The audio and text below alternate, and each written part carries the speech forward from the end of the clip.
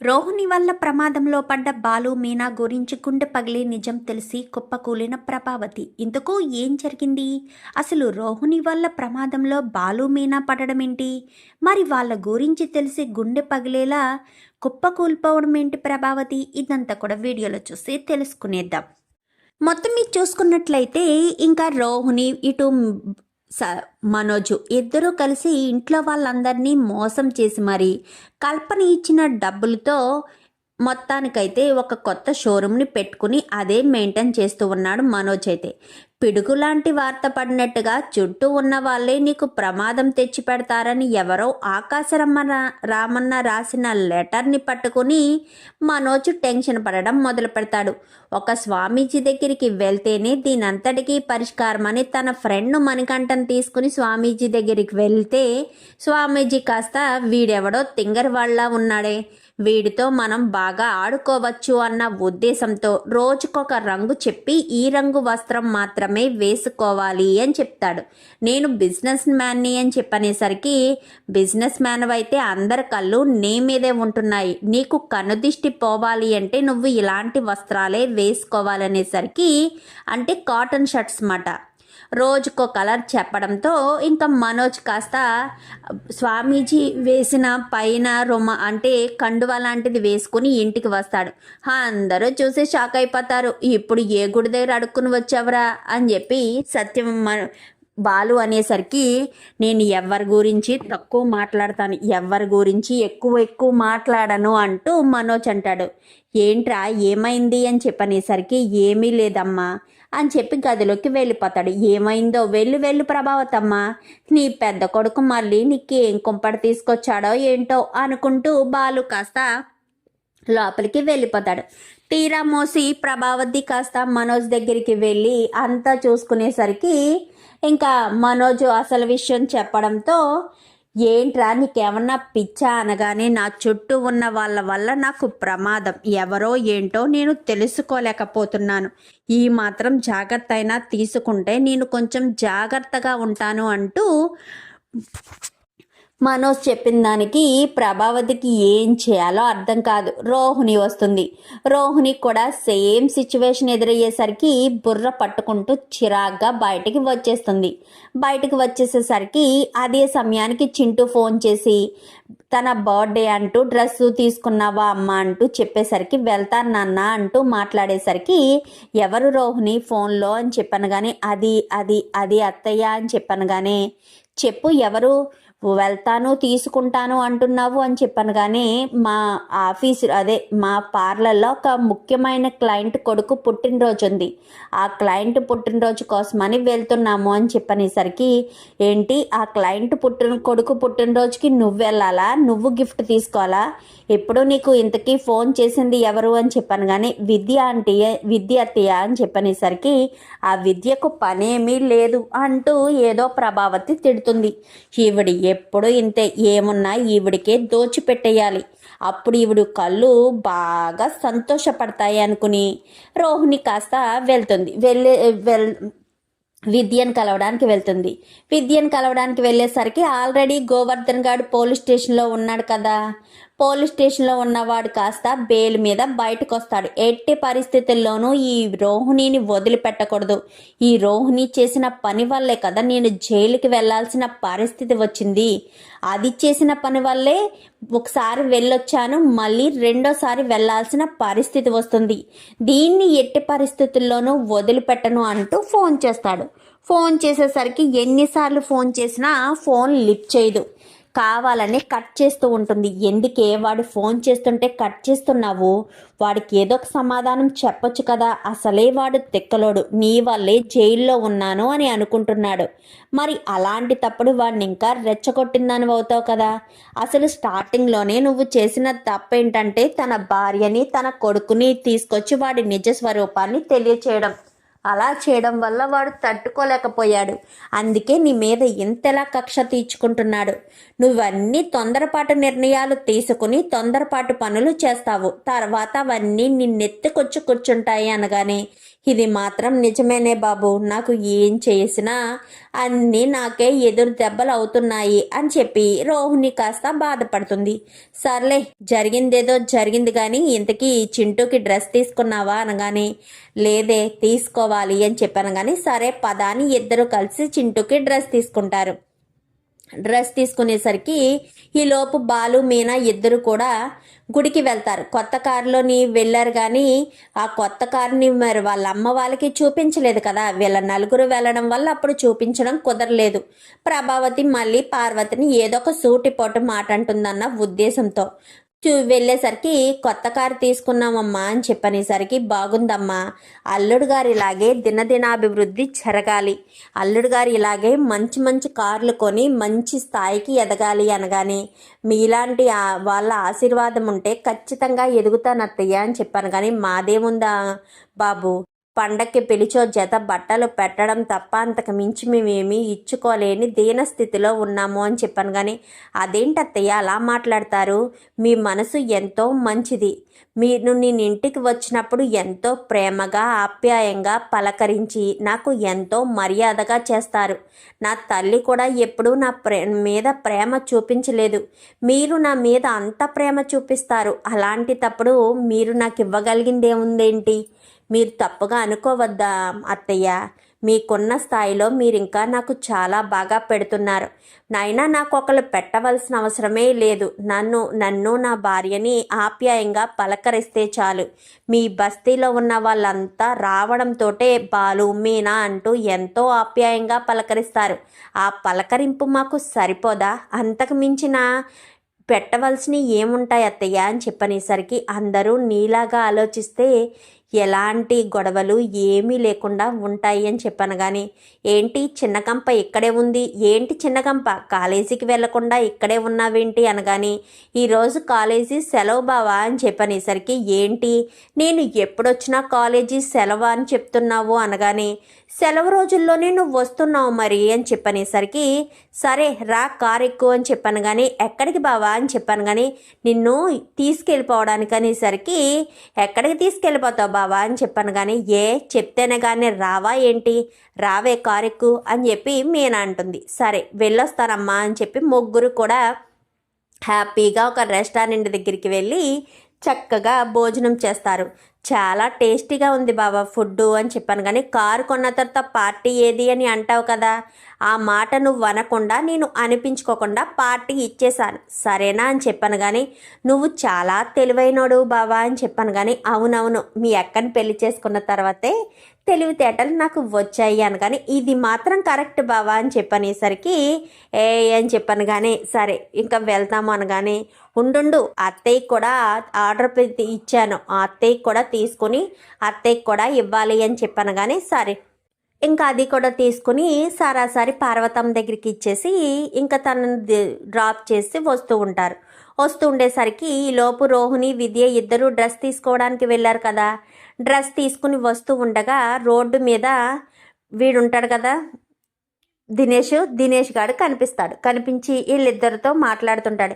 ఏంటి రోహిణి, ఫోన్ చేస్తే phone lift చేయడం లేదేంటి అంటూ మాట్లాడేసరికి, అతను ఎవరండి, రోహిణి వాళ్ళతో మాట్లాడుతున్నాడు అని చెప్పాను. కానీ అవును, వీడు ఆ రోజు నేను పోలీస్ స్టేషన్లో పట్టించినోడే కదా, నిన్ను కిడ్నాప్ చేసినోడే కదా, మరి వీడు రోహిణితో మాట్లాడడం ఏంటి, నాకేమీ అర్థం కావట్లేదు అని చెప్పనేసరికి, ఏదో జరుగుతుందండి, మనం డైరెక్ట్ అవ్వకుండా అసలు వీళ్ళు ఏం మాట్లాడుకుంటున్నారో చాటుగా విందామని చెప్పి మీనా బాలు కారు అక్కడ పెట్టి ఇద్దరు కూడా చాటుగా వచ్చి అక్కడ ఒక కారు ఉంటే కారు వెనకాల చూస్తూ ఉంటారు. చూస్తూ అంటే చాటుగా ఉండి వాళ్ళ మాటలు వింటూ ఉంటారు. ఏంటి కళ్యాణి, తెగ గొప్పగా ఆ ఇంట్లో సెటిల్ అయిపోయాను అని సంబరపడిపోతున్నావేమో. నీ గురించి నేను నిజాలన్నీ బయట పెట్టేస్తాను అని చెప్పాను, కానీ నువ్వు నా గురించి ఎందుకు నిజాలు బయట పెడతావు? నువ్వు అడిగినప్పుడల్లా నేను డబ్బులు ఇస్తున్నాను కదా అని చెప్పాను, కానీ నువ్వు నేను అడిగినప్పుడు డబ్బులు ఇస్తున్నావా? మొన్న నిన్ను డబ్బులు అడిగితే నువ్వు తీసుకురావడం మానేసావు కదా. వాళ్ళేమో పొరపాటున మీ మరిది పెళ్ళాన్ని, అదే ఆ మీనాని తీసుకొచ్చేశారు. ఆ మీనా మాకు అమ్మోరులా కనిపించింది. తర్వాత బాలుగాడు నన్ను పోలీస్ స్టేషన్లో పెట్టించాడు అనేసరికి దానికి నేనేం చేస్తాను అనగానే, అందుకే నేను వెళ్ళి నిజాన్ని చెప్పేస్తాను అని చెప్పనేసరికి, నువ్వెళ్ళి నిజాన్ని చెప్పడం ఏంటి? అసలు నువ్వు ఏ విషయం చెప్పొద్దు, దయచేసి చెప్పొద్దు. ఇప్పుడిప్పుడే నేను ఇంట్లో స్థిరపడుతున్నాను అనగానే, లేదు లేదు, ఈ సమయంలోనే చెప్పాలి. అసలు నువ్వేంటో, నీ పరిస్థితి ఏంటో, నీకు ముందే పెళ్ళయిందని, ఏంటి నీ కొడుకు కోసం డ్రెస్ తీసుకుంటున్నావా? పుట్టినరోజు అంట కదా అని చెప్పనేసరికి, ఆ విషయం నీకెలా తెలుసు అనగానే, ఒక్కొక్కసారి ఇక్కడిక నువ్వు సరిగ్గా రెస్పాండ్ అవ్వకపోతే అక్కడ మీ అమ్మ వాళ్ళ దగ్గరికి వెళ్తానులే, నన్ను రోహిణి పంపించిందని చెప్తాను అని చెప్పనేసరికి, నువ్వు నమ్మలేకపోతున్నావా? కావాలంటే ఫోటో చూడు అంటూ వాళ్ళతో కలిసి తీయించుకున్న సెల్ఫీని కాస్త చూపిస్తాడు. చూపించేసరికి అది ఇలా ఫోటో ఓపెన్ చేసి అడ్డంగా ఇలా చూపించేసరికి దూరం నుంచి బాలు మీనా చూస్తారు. ఇదేంటి, చింటుగాడితో ఫోటో తీయించుకున్నాడు అంటే రోహిణి వాళ్ళ అమ్మ కొడుకు వీళ్ళేనా అని చెప్పి మీనా బాలు అనుకుంటారు. అనుకున్న తర్వాత, వద్దొద్దు, మా అమ్మ దగ్గరికి నా కొడుకు దగ్గరికి వెళ్ళొద్దు అనగాని, కొడుకు మీద ఎంత ప్రేమ ఉందో, కొడుకు మీద అంత ప్రేమ ఉంచుకునేనా ఈ మనోజ్ గారిని పెళ్లి చేసుకున్నావు అని చెప్పనేసరికి, ప్లీజ్, నాకు ముందు పెళ్ళైన విషయం నీకు తెలుసు, అయినా ఆ విషయాన్ని బయట ఎందుకు పెడతావు? నా పరిస్థితి బాగోక నేను రెండో పెళ్లి చేసుకోవాల్సిన పరిస్థితి వచ్చిందే కానీ నా జీవితాన్ని నేను చక్కదిద్దుకోవద్దా? నా భర్త చనిపోతే రెండో పెళ్లి చేసుకోవడం తప్ప అని చెప్పాను, కానీ అస్సలు తప్పు కాదు. నాలాంటి పెళ్ళం వదిలేసిన మొగుడు వదిలేసిన పెళ్ళాన్ని, పెళ్ళం వదిలేసిన మొగుడిని కూడా రెండో పెళ్లి చేసుకోవాలి కదా, అందుకే నేను రెండో పెళ్లి చేసుకోవాలనుకుంటున్నాను అనగానే, నువ్వు పెళ్లి చేసుకుంటే రోహిణి పర్మిషన్ ఎందుకురా, వెళ్ళి చేసుకో అని చెప్పనేసరికి, చూడు విద్య, నువ్వు ఇన్వాల్వ్ కావద్దు, అర్థమవుతుందా? నేను కళ్యాణితో మాత్రమే మాట్లాడతాను. చెప్పు కళ్యాణి, నన్ను ఎప్పుడు పెళ్లి చేసుకోమంటావు అనగాని, అదేంటి నువ్వు పెళ్లి చేసుకోవడం గురించి నన్ను అడుగుతావేంటి అనగాని, నేను పెళ్లి చేసుకోవాలంటే సుమారు 5 లక్షలు కావాలి. నువ్వు నాకు 5 లక్షలు ఇచ్చావనుకో, నేను పెళ్లి చేసుకుని హ్యాపీగా నా జీవితాన్ని నేను చూసుకుంటాను, ఇంకా మళ్ళీ నీ కంటి ముందుకు కనిపించను అని చెప్పనేసరికి, 5 లక్షలా? 5 లక్షలు నేనెక్కడి నుంచి తేవాలి అని చెప్పాను, కానీ ఖచ్చితంగా తేవాల్సిందే, నువ్వు 5 లక్షలు తీసుకురాకపోతే మాత్రం నేను అస్సలు ఊరుకోను అనేసరికి, ఇంకా లేదు లేదు అనగానే బాలు కాస్త ముందుకి ఎంటర్ అయిపోతాడు. ఎంటర్ అయిపోయేసరికి అని వాడిని కొట్టడంతో ఒక్కసారిగా రోహిణి ఇటు విద్య ఇద్దరు షాక్ అయిపోతారు. ఏంటి రోహిణి, ఏంటిదంతా అంటే, నీకు ముందే పెళ్ళయ్యి సుగుణమ్మ గారు మీ అమ్మగారా అంటే, మలేషియా అని చెప్పిందంతా కూడా అబద్ధమే బాస్, ఈవిడ గారికి అసలు కోట్ల ఆస్తే లేదు, వీళ్ళ నాన్న అసలు లేనే లేడు, మలేషియాలో ఎక్కడుంటాడు బాస్ అని చెప్పి దినేష్ గారు మొత్తం విషయం అంతా చెప్పుకొచ్చేస్తాడు. ఒక్కసారిగా ఈ మాటలన్నీ విన్న బాలు మీనా అయితే, ఈ విషయం అర్జెంటుగా అత్తయ్య గారికి చెప్పాలండి, రోహిణి కోటేశ్వరరాలని ప్రతి క్షణం మనల్ని అవమానిస్తూ ఉంది కదా, రోహిణి నిజ స్వరూపం ఏంటో తెలియాలి అని చెప్పి బాలు మీనా ఇద్దరు బయలుదేరిపోయేసరికి, ప్లీజ్ దినేష్, ఇప్పుడు వాళ్ళు కనుక ఇంటికి వెళ్ళారంటే నా ప్రాణాలు పోతాయి, మా అత్త నన్ను ఇంట్లోంచి బయటకు గెంటేస్తుంది, ప్లీజ్ దినేష్ ప్లీజ్ అని చెప్పాను, కానీ ఇప్పుడు నేనేం చేయాలి అనగాని, వాళ్ళిద్దరినీ ఏదో రకంగా ఆపు, ప్లీజ్ ఆపు అని చెప్పనేసరికి, ఇంకా వెంటనే ఒక రౌడీ ఓడికి ఫోన్ చేస్తాడు. పలానా కారు అలా వస్తుంది, వాళ్ళని గుద్ది పడేయని చెప్పనేసరికి, వాళ్ళ ప్రాణాలు పోతాయి కదా అని చెప్పాను, కానీ ఏం కాదు, చిన్నగా గుద్దితే ఏం కాదు, దెబ్బలు తగులుతాయి అనేసరికి, దెబ్బలు తగిలితే ఎలాగా, వాళ్ళు నిజాలు చెప్పేస్తారు కదా, కోమాలకు వెళ్ళి ఉంటారు, నువ్వు టెన్షన్ పడకు అంటూ వాడికి ఫోన్ చేయడంతో వాడు కాస్త వచ్చి ముందు నుంచి బాలు మీనాల్ని గుద్ది పడేస్తాడు. ఇంకా వాళ్ళిద్దరూ అక్కడికక్కడే ఇద్దరు కూడా రక్తం దెబ్బలతో పడిపోయి ఉంటారు, స్పృహలోకి రారు. అలాగే పడిపోయి ఉండేసరికి చుట్టుపక్కల వాళ్ళు చూసి వాళ్ళిద్దరిని హాస్పిటల్లో జాయిన్ చేస్తారు. ఆ విషయం తెలుసుకున్న అందరూ కూడా హడావిడిగా హాస్పిటల్ దగ్గరికి వెళ్తారు. హాస్పిటల్ దగ్గరికి వెళ్ళేసరికి ఇంకా రోహిణి బాలుని మీనా బాలుని చూసి ఇంకా సత్యం, సుశీలమ్మ అందరూ ఎంతగానో ఏడుస్తూ ఉంటారు. ప్రభావతి కళ్ళల్లో కన్నీళ్ళే రావు. అసలు నువ్వు మనిషివేనా వదినా? నాకు తెలియకడుగుతాను. బాలు మీనాకు అలాంటి పరిస్థితి వస్తే నువ్వు కళ్ళల్లోంచి కన్నీరు చుక్క కూడా రావట్లేదేంటి అనగానే, వాళ్ళు బ్రతికితే ఎంత పోతే ఎంత అని చెప్పనేసరికి, చిచి నువ్వు అసలు మనిషివి కాదు వదినా, నువ్వు మనిషివే కాదు. ఇన్ని రోజులు నీలాంటి దాంతోట నేను మాట్లాడింది. అది మనిషి అయితే కదా కామాక్షి, దాంతో మాట్లాడుతున్నా నువ్వు. అది కృతజ్ఞత లేనిది. ఇన్ని రోజులు బాలు తీసుకొచ్చిన డబ్బులు కూర్చుని దున్నపోతులా మేసి మీనా వండి పెట్టిన వంట అంతా కూడా పందిలా తినేసి బలిసింది తప్ప అది అసలు మనిషి జాతే కాదు, దున్నపోతు జాతి కంట దరిద్రం అని చెప్పి ఇంకా సత్యం గట్టిగా తిడతాడు. ఏమండి అనగానే చీ నోర్మి అని చెప్పనేసరికి ఈలోపు డాక్టర్ నర్సులు వచ్చి వాళ్ళు చాటుగా మాట్లాడుకుంటారు. వాళ్ళ పరిస్థితి ఏమైంది అని చెప్పాను కానీ ఇద్దరిని ఎవరో కావాలనే యాక్సిడెంట్ చేసినట్టున్నారు. వాళ్ళిద్దరికీ చాలా గాయాలయ్యాయి. కోలుకోవడం చాలా కష్టం. వాళ్ళు ప్రాణాలతో ఉంటారో ఉండరో కూడా చెప్పలేము అంటూ మాట్లాడేసరికి ఒక్కసారిగా షాక్ అయిపోయేసరికి ఆ హాస్పిటల్ డీన్ వస్తాడు. డీన్ వచ్చేసరికి ఏమైంది, ఎవరి గురించి మాట్లాడుతున్నారు అని చెప్పాను కానీ లోపల ఇద్దరు పేషెంట్లు ఉన్నారు సార్, వాళ్ళిద్దరు పేషెంట్లు పరిస్థితి చాలా దారుణంగా ఉంది అనగాని ఎవరు వాళ్ళు అని చెప్పి లోపల చూసేసరికి వీళ్ళ అని చెప్పాను కానీ అవును సార్ వీళ్ళు మీకు తెలుసా అనగాని వీళ్ళు నాకు తెలియకపోవడం ఏంటి, ఏ వాళ్ళని నువ్వు మర్చిపోయావా అని చెప్పాను కానీ ఎవరు సార్ వాళ్ళు అనగాని అది ఆ రోజు నేను గుండెపోటుతో కారులో ఇబ్బంది పడుతుంటే నన్ను భార్యాభర్తలిద్దరూ కాపాడి హాస్పిటల్కి తీసుకొచ్చారు కదయ్యా, వాళ్ళే కదా వీళ్ళు అనగానే అవును సార్ నిజమే మర్చిపోయాను, నేను వాళ్ళు అసలు గుర్తే పట్టలేదు అనగానే వాళ్ళతో సహాయం పొందిన వాడిని వాళ్ళని నేను గుర్తుపట్టకపోతే ఎలాగా, నువ్వు ఏం చేస్తావో తెలీదు, ఫారెన్ నుంచి డాక్టర్స్ని పిలిపించాలి, అర్జెంటుగా ఫారెన్ నుంచి డాక్టర్స్ని పిలిపించి వాళ్ళిద్దరికీ ట్రీట్మెంట్ చేయాలి, వాళ్ళిద్దరి దగ్గర వాళ్ళకి సంబంధించిన వాళ్ళ దగ్గర ₹1 కూడా తీసుకోవద్దు అని చెప్పి వాళ్ళకు సంబంధించిన వాళ్ళు ఎవరు అనగాని వాళ్ళే సార్ అని చెప్పనేసరికి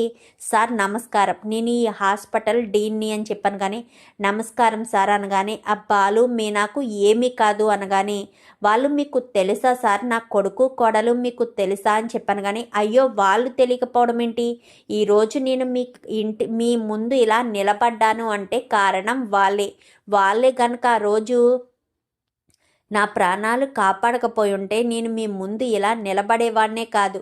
ఆ రోజు నాకు హార్ట్ అటాక్ వచ్చినప్పుడు వాళ్ళే నన్ను కాపాడి హాస్పిటల్కి తీసుకొచ్చారు. వాళ్ళు తీసుకురావడం ఒక్క క్షణం ఆలస్యమైనా కానీ నా ప్రాణాలు పోయి ఉండేది. ఇంత పెద్ద హాస్పిటల్ ఉన్నా నా ప్రాణాలు కాపాడుకునే పరిస్థితి ఉండేది కాదు. ఇప్పుడు వాళ్ళకి కావాల్సిన ట్రీట్మెంట్ నేను చేయిస్తాను. ఫారెన్ నుంచి కూడా డాక్టర్స్ని పిలిపిస్తున్నాను, ఏమైంది అని చెప్పాను కానీ ఫోన్ చేశాను సార్, వాళ్ళు వస్తున్నారు, నెక్స్ట్ ఏ ఫ్లైట్ ఉంటే ఆ ఫ్లైట్కి రమ్మని చెప్పు, ఈలోపు మీరు ట్రీట్మెంట్ కొనసాగించండి, ఎట్టి పరిస్థితుల్లోనూ ట్రీట్మెంట్ ఆగకూడదు, వాళ్ళకి అన్ని మంచి మందులు కాస్ట్లీ మందులు మన హాస్పిటలే వాళ్ళ బిల్లు మొత్తం చూసుకోవాలి, ఎవరి దగ్గర ఏమీ అడగొద్దు సార్, మీరు ఇక్కడ ఉండాలనుకుంటే ఉండండి లేదా ఇంటికి వెళ్ళండి, మేము మా పిల్లల్లా జాగ్రత్తగా చూసుకుంటాము అనేసరికి ఈలోపు డీన్ వాళ్ళ వైఫ్ వచ్చేసేసరికి ఏమైందండి అనగానే బాలు మీనా నీకు చెప్పాను కదా అనగానే అవును ఏమైంది వాళ్ళకి అనగానే యాక్సిడెంట్ అయింది, హాస్పిటల్లో పరిస్థితిలో ఉన్నారు అనగాని అయ్యో నా కొడుకు కోడలు అనుకున్నానే వాళ్ళని అని చెప్పి మాట్లాడేసరికి నా భార్య కూడా వాళ్ళంటే చాలా ఇష్టం, వాళ్ళు మా ఇంటికి కూడా వచ్చారు అని చెప్పనేసరికి ప్రభావతి ఒక్కసారిగా చూసి షాక్ అయిపోతుంది. చూసావా వదిన, ఎవరో తెలియని ఆవిడి ఇంత పెద్ద హాస్పిటల్లో ఉన్న డీన్ భార్య వీళ్ళకి ఇలా జరిగింది అని తెలియడంతో ఇంటి నుంచి మరీ పరుగున వచ్చింది అది ప్రేమంటే. ఇన్ని రోజులు మీనాతో బాలుతో నువ్వు ఎన్నో సేవలు చేయించుకున్నావు.